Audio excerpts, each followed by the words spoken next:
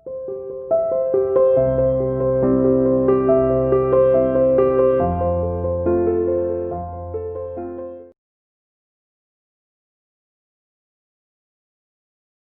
Morning बेटा, welcome to CR International School online classes.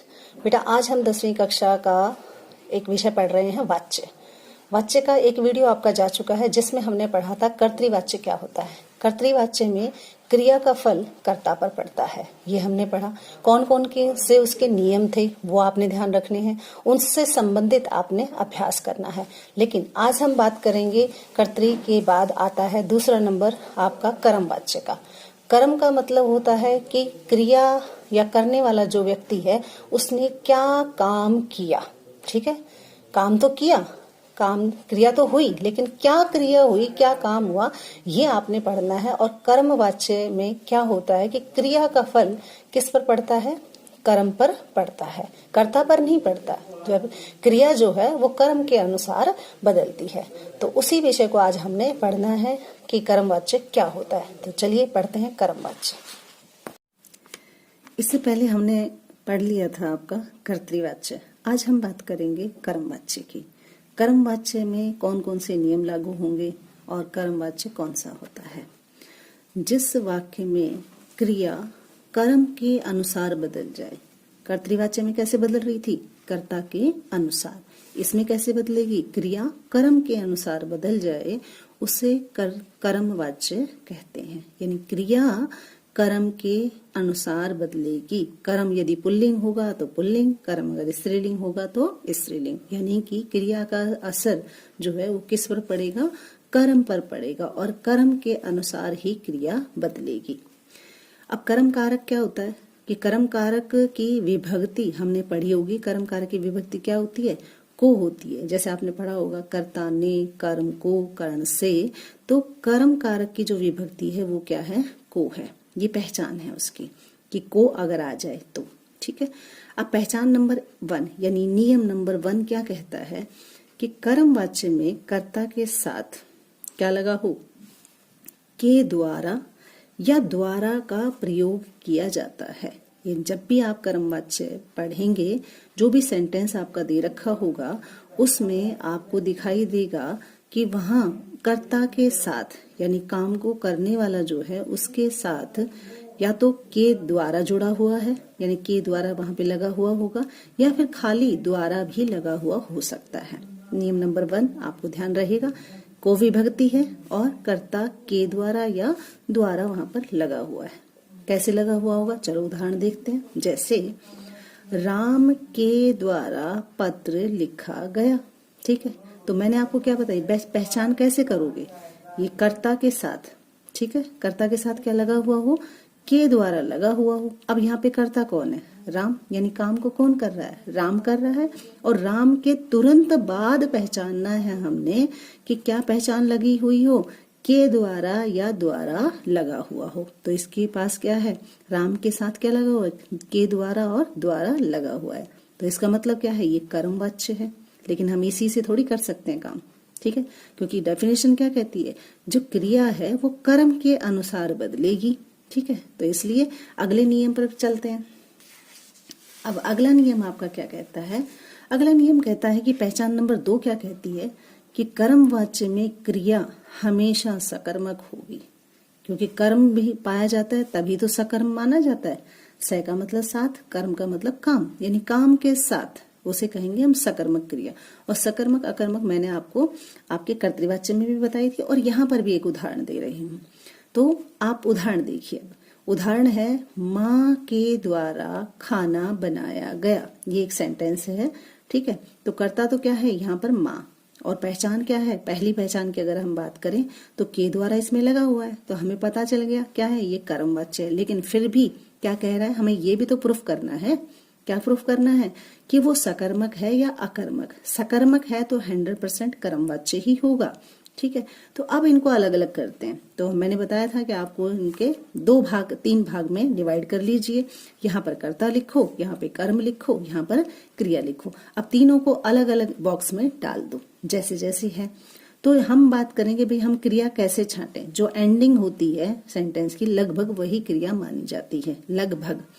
बनाया गया, बनाना, खाना, ठीक है, धोना, नहाना, ये सारी चीजें हैं। तो बनाया गया, अब क्वेश्चन आता है कि क्या बनाया गया, क्या और किसने, यही था ना। तो क्या बनाया गया, बनाया गया, यहाँ पे क्वेश्चन कीजिएगा क्या बनाया गया, तो उत्तर क्या मिला, खाना, ठीक है। और कर्ण, खाना बनाने वाला कौन है, माँ के द्वारा, माँ के द्वारा खाना बनाया गया, सेंटेंस पूरा हो गया। यहाँ पर कर्म है, मैंने बताया कि कर्म पाया गया, अगर ना होता तो ये कर्मवाच्य नहीं हो सकता था, ठीक है। फिर ये क्या होता, या तो आपका कर्तृवाच्य होता या फिर आपका भाववाच्य होता, लेकिन उसके बाद बात करेंगे। तो यहाँ पर माँ के द्वारा खाना बनाया गया, यहाँ पर क्या है, कर्म है, अतः क्रिया क्या हुई, सकर्मक। तो ये नियम पक्का, यानी बिल्कुल समझ में आ गया कि कर्मवाच्य में क्रिया क्या होनी चाहिए, हमेशा हमेशा सकर्मक होनी चाहिए। नंबर 1 क्या कहता है, हमारा जो पहचान है वो नंबर 1, नियम नंबर 1 कहता है कि कर्मवाच्य में कर्ता के साथ क्या हो, के द्वारा या से द्वारा लगा हुआ हो, एक तो ये पहचान। दूसरा ये कहता है कि कर्मवाच्य में हमेशा यानी कि 100% आपको क्या होनी चाहिए, सकर्मक क्रिया होनी चाहिए, ठीक है। सकर्मक कैसे पहचानते हैं मैंने बताया। अब तीसरी पहचान पे देखिए। तीसरा नियम कहता है कि कभी कभी कर्ता अप्रत्यक्ष रूप से होता है, यानी कि दिखाई नहीं देता। प्रत्यक्ष का मतलब दिखाई देना, अप्रत्यक्ष का मतलब दिखाई नहीं देता। तो कभी कभी कर्ता हमें दिखाई नहीं देता है। जैसे सेंटेंस है खाई खोदी गई, ठीक है। अब मैंने ये यहाँ पे छुपा देती हूँ, ठीक है। सेंटेंस ऐसे आएगा, खाई खोदी गई, ठीक है। तो मैंने आपको बताया था कि जब आपको सकर्मक अकर्मक देखना हो, कर्ता छांटना हो, तो यहाँ पर कह रहा है कि कर्ता है ही नहीं, कर्ता दिखाई ही नहीं दे रहा, तो आप यहाँ पे 3 पार्ट में डिवाइड कर लीजिए, ठीक है। अब आपको पता है खोदी गई, खोदना, ठीक है, काटना, पीटना, ये सारी चीजें क्या है, क्रियाएं हैं। तो खोदी गई को यहाँ रखोगे, ठीक है, और इसके पीछे क्या लगाओगे, प्रश्नवाचक चिन्ह लगा के क्या बनाओगे, क्या खोदी गई, तो आंसर क्या मिला, खाई। अब देखिए हमने नियम नंबर 2 क्या पढ़ा था कि कर्मवाच्य में हमेशा क्रिया क्या रहेगी, सकर्मक। तो सकर्मक तो है, तो ये क्या है, हमारा कर्मवाच्य है। लेकिन साथ में वो ये भी कह रहा है कि अब यहाँ पर ना तो कर्ता दिया हुआ है और ना ही कर्ता के साथ के द्वारा दिया गया है, यानी कभी कभी कर्मवाच्य में कर्ता भी नहीं मिलेगा आपको और के द्वारा भी नहीं मिलेगा। तब आप कर्मवाच्य को कैसे पहचानोगे, तो आपने ध्यान रखना है, हम क्या कर लें, 3 पार्ट में डिवाइड कर लें, क्रिया को छांट लें और क्रिया के बाद क्वेश्चन बनाकर हम कर्म को छांट लें। जहां पर कर्म मिल गया वहां पर क्या होगी, आपकी कर्म कारक होगा, ठीक है। समझ में आ गई बात। और इस तरह से मैंने यहाँ पर डैश लगा के ये छोड़ा क्या, कि यहाँ पर कोई भी कर्ता नहीं है। खाई खोदी गई, खाई किसी ने तो खोदी होगी, अपने आप तो खुद ही नहीं वो, ठीक है। यानी काम को, खाई खोदने का काम या गड्ढा खोदने का काम किसी ने तो किया है, तो वो अप्रत्यक्ष रूप से यहाँ पर शामिल है। इसलिए ये नियम कहता है कि कभी कभी कर्ता जो है कर्मवाच्य में दिखाई नहीं देता, लेकिन फिर भी वो क्या है, उसमें शामिल होता है। अब आगे, अब यहाँ कर्ता नहीं है, लेकिन खाई अपने आप तो खुद ही नहीं है, किसी ने तो ये काम किया है, लेकिन काम करने वाले अर्थात जैसे मजदूर वगैरह को यहाँ पर दिखाया नहीं गया है या दिखाई नहीं दिया है यहाँ पर। अब चौथी पहचान क्या कहती है, ये चौथा नियम क्या कहता है कि कर्मवाच्य में क्रिया जो है वो कर्म के अनुसार बदलती है। यानी कि जो आपकी डेफिनेशन थी वो भी तो यही थी, क्या थी कर्मवाच्य की डेफिनेशन, जिस वाक्य में क्रिया कर्म के अनुसार बदल जाए उसे कर्मवाच्य, और जिस वाक्य में क्रिया कर्ता के अनुसार बदल जाए उसे कर्तृवाच्य, और जिस वाक्य में क्रिया भाव के अनुसार बदल जाए उसे भाववाच्य। तो ये जो दूसरा पॉइंट है आपका, चौथा नियम जो है वो क्या कहता है कि कर्मवाच्य कहाँ होगा, जहाँ क्रिया कर्म के अनुसार बदलेगी, यानी क्रिया कैसी रहेगी, जैसा कर्म होगा वैसी रहेगी। चलो उदाहरण देखते हैं। उदाहरण देखिएगा, माँ द्वारा खीर बनाई गई, ठीक है, माँ द्वारा खीर बनाई गई। पहले तो ये कि पहचान यहाँ दी हुई है, कर्मवाच्य में पहचान क्या होती है, द्वारा और के द्वारा। तो पहली बात तो हम इसे ही देख के पहचान जाएंगे, लेकिन फिर भी हम तो नियम फॉलो कर रहे हैं ना, तो नियम को प्रूफ भी तो करना है, तो चलिए प्रूफ करते हैं। तो माँ द्वारा, माँ तो क्या है, स्त्रीलिंग है, आपको पता है, ठीक है। खीर जो है वो भी स्त्रीलिंग है, ठीक है। बनाई गई ये भी स्त्रीलिंग है, ठीक है, कहने का मतलब ये कि यहाँ पर सारी चीजें स्त्रीलिंग हैं। अब हमें क्या छांटना है भाई, हमें क्रिया छांटनी है और कर्म छांटना है। ठीक है, क्यों? क्योंकि हम ये पढ़ रहे हैं कि क्रिया जो है, ये जो है क्रिया, ये इसके हिसाब से बनेगी। कैसे बनेगी?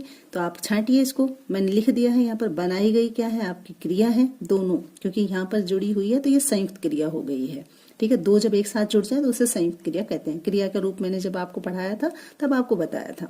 तो बनाई गई ये क्रिया है, ये दोनों ही साथ में। और बनाई गई क्या, ठीक है, क्या बनाई गई, क्वेश्चन हम क्रिया से करते हैं तो आंसर क्या मिलता है, खीर। अब देखिए यहाँ पे खीर स्त्रीलिंग है, ठीक है, तो बनाई गई आ गया। अब दूसरा उदाहरण देखिए, राम द्वारा खीर बनाई गई। ठीक है, अब यहाँ पे देखिए स्त्रीलिंग थी, यानी कर्ता के हिसाब से क्रिया नहीं बदली। ठीक है, आप सोच रहे हो कि माँ थी तो ये बनाई आया, माँ थी तो यहाँ पर खीर स्त्रीलिंग आया, ऐसा नहीं है। यहाँ पर क्या है, राम द्वारा खीर बनाई गई, यानी क्रिया क्या है, बनाई गई, और कर्म क्या है, खीर। ठीक है, तो ये जो खीर और बनाई गई दोनों ही शब्द क्या है, स्त्रीलिंग है। अब यहाँ पर मैं कह देती कि राम के द्वारा, ठीक है, राम के द्वारा फल खाया गया। ठीक है, तो फल क्या था, पुल्लिंग, और खाया गया क्या है, वो भी पुल्लिंग है। खाया गया, खाई गई नहीं है। राम द्वारा फल खाई गई, ऐसा तो नहीं होता, यानी कि ई नहीं लगा सकते हम, ई की मात्रा से उसे स्त्रीलिंग नहीं बना सकते। तो यानी कि जैसी कर्म रहेगा, पुल्लिंग रहेगा तो फल पुल्लिंग था तो बनाया गया। ठीक है ना, मतलब सॉरी, फल खाया गया। अगर खीर स्त्रीलिंग है तो बनाई गई। तो आपने ध्यान रखना है कि जो क्रिया है वो कर्म के अनुसार बदलेगी, चाहे भले ही कर्ता कोई भी हो, स्त्रीलिंग हो या पुल्लिंग हो। ये आपका चौथा नियम पक्का। यानी कि 4 नियम हमने पढ़े।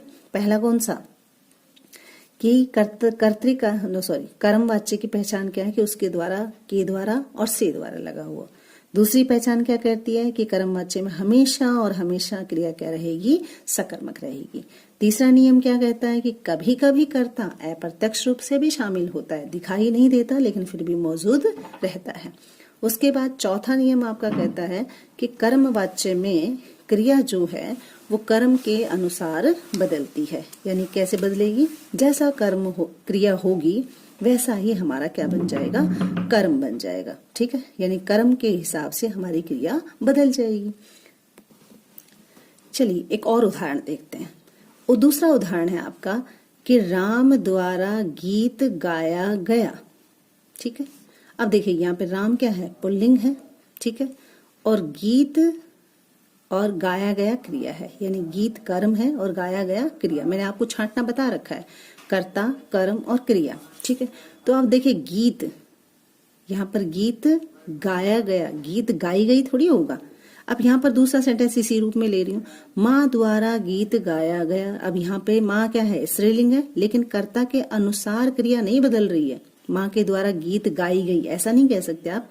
गीत जो है वो पुल्लिंग है, इसीलिए कर्म के अनुसार ही हमारी क्रिया बदल रही है, ना कि कर्ता के अनुसार बदल रही है। कर्ता के अनुसार बदलेगी तो कर्तृवाच्य, कर्म के अनुसार बदलेगी तो कर्मवाच्य।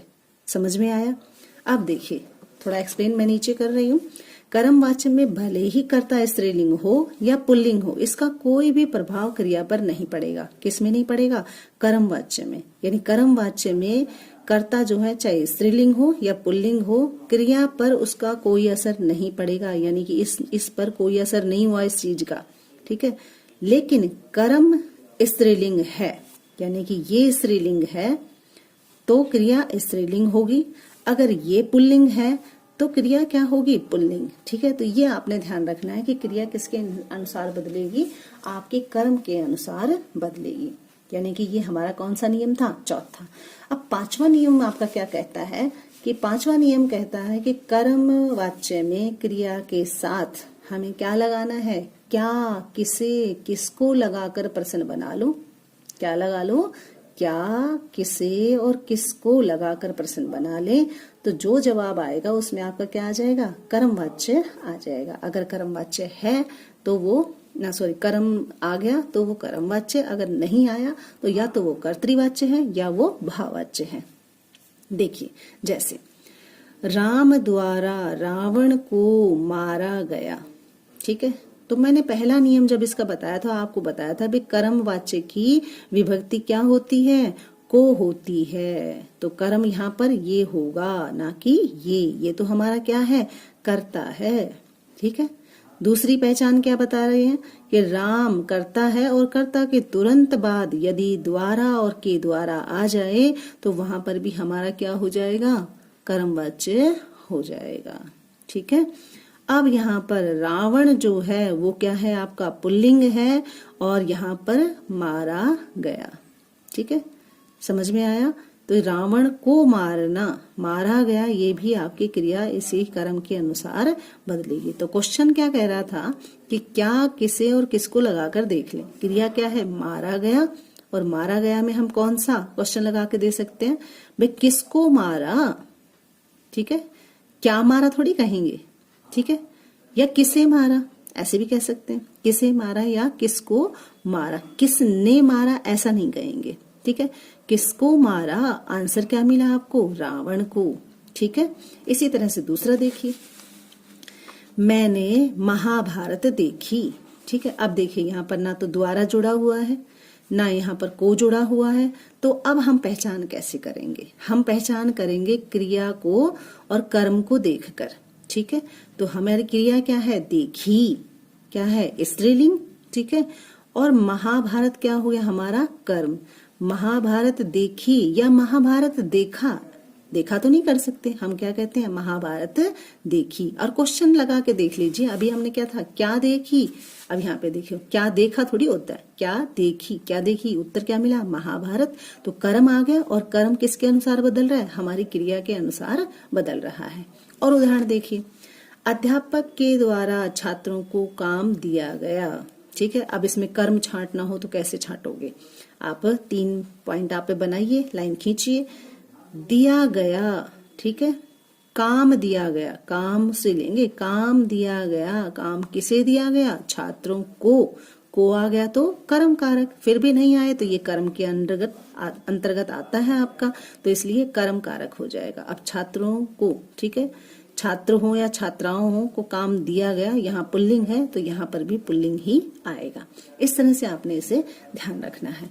और इसकी छठी पहचान जो है वो क्या कहती है, छठी पहचान ये कहती है कि कर्मवाच्य में जो वाक्य होते हैं वो असमर्थता सूचक होंगे, यानी कि वो असमर्थता भी दिखाएंगे कभी कभी। ठीक है, 100% नहीं, लेकिन वो कहते हैं कभी कभी ऐसा भी होता है कि कर्मवाच्य में वाक्य जो है वो क्या कहते हैं कि वो काम हमसे नहीं होगा, ऐसा उसमें भाव निकलेगा, सूचक होंगे। उनमें कहीं कहीं आपको कर्ता के साथ क्या मिल जाएगा, से का प्रयोग मिलेगा। जब असमर्थता की बात हो तो से का प्रयोग भी कर्मवाच्य में मिलता है, किसके साथ, कर्ता के साथ। जबकि हमारा नियम क्या कहता है कि कर्मवाच्य में कर्ता के साथ द्वारा और के द्वारा लगा हुआ होना चाहिए, लेकिन यहाँ पर क्या कह रहा है, कर्ता के साथ कभी कभी असमर्थता का जब भाव होगा तो उसके साथ से भी आपको वहां पर लगा हुआ मिलेगा। ठीक है, ये वाक्य केवल निषेधात्मक रूप में ही होते हैं, यानी कि उसमें क्या होगा, निषेधात्मक रूप में रहेंगे। ठीक है, अब वो कहता है कि ऐसे में आप क्या करें, आप उदाहरण देखिए, मुझसे दरवाजा नहीं खोला जाता। ठीक है, अब ये एक उदाहरण दे दिया।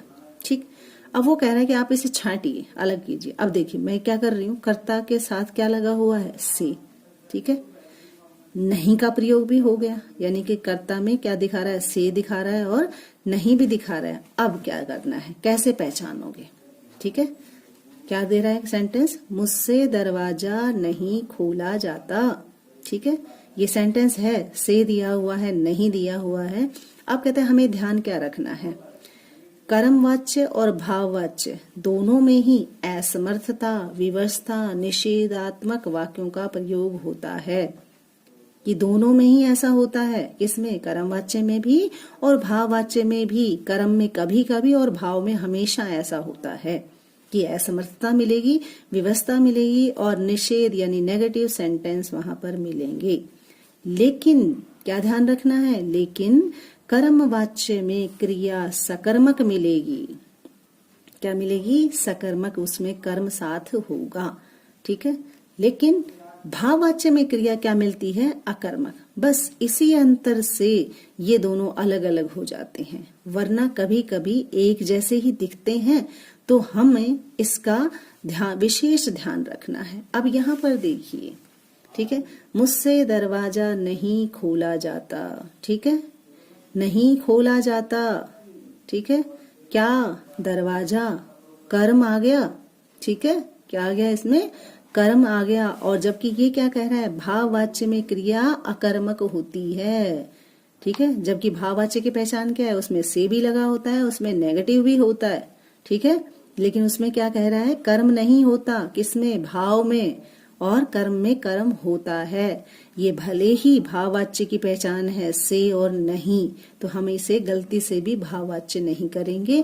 क्यों नहीं करेंगे? क्योंकि इसमें कर्म है, जबकि भाववाच्य में क्रिया हमेशा अकर्मक होती है और कर्म में क्रिया हमेशा सकर्मक होती है, ठीक है। तो इन नियमों को ध्यान में रखकर आप अपनी ग्रामर की बुक से अपना अभ्यास करें।